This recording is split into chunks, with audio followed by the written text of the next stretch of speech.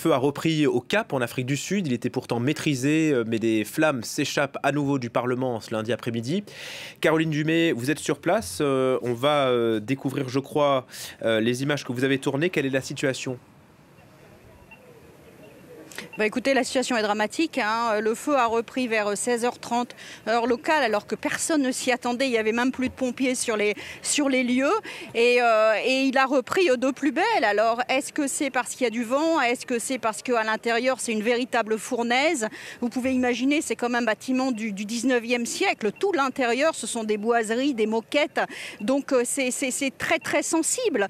Et aujourd'hui, au moment où on parle, il y a 35 pompiers qui sont venus. Et tous les efforts sont faits pour essayer d'éteindre. Mais je ne sais pas si vous voyez derrière moi les flammes qui ravagent le dernier étage, les deux derniers étages de l'Assemblée nationale. C'est vraiment très très mauvais signe. Cyril Ramaphosa disait hier qu'on avait sauvé le Parlement. Eh bien non, là je crois que le Parlement il n'est pas sauvé du tout. On nous parle de 90% de dommages à l'intérieur de l'Assemblée nationale. On ne sait pas comment vraiment on va pouvoir réparer tout ça. Il y a beaucoup de questions aujourd'hui qui se pose. La session parlementaire habituellement reprend dans la deuxième semaine de février. Il est certain qu'elle ne pourra pas reprendre dans ce bâtiment. Qui va payer? Comment va-t-on reconstruire ce bâtiment qui est un monument historique? En fait, beaucoup profitent de la situation pour dire qu'il faudrait même changer, aller installer le Parlement à Pretoria ou à Johannesburg, profiter de l'occasion pour complètement tourner une page de l'histoire.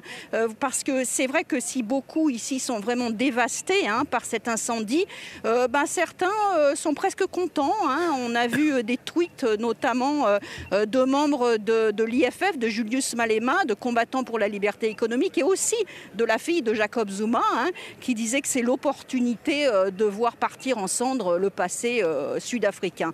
Donc des sentiments ici mitigés, mais quand même c'est une énorme partie de l'histoire sud-africaine qui est en train de disparaître sous nos yeux. Oui, les flammes qui continuent à s'échapper du Parlement derrière vous, Caroline. On ne sait pas comment le feu a commencé. Un homme a été arrêté, il sera jugé demain, c'est ça ? Absolument, enfin jugé. Il sera en tout cas présenté à la cour demain et on en saura peut-être plus. 49 ans, on sait qu'il a été pris dans l'enceinte du Parlement, que les caméras de sécurité l'ont vu passer escalader les portes du Parlement, qu'il est rentré par une fenêtre, qu'il a été pris avec du matériel du Parlement, des biens, donc il est aussi inculpé de vol. On ne sait pas si c'est lui finalement qui a mis le feu, c'est pas très clair du tout. Absolument rien à ce stade n'est revendiqué, mais c'est vrai c'est ce qui se passe ici est très curieux et on a quand même beaucoup de mal à penser que c'est accidentel. Merci beaucoup Caroline Dumais pour ces dernières informations depuis le Cap en Afrique du Sud.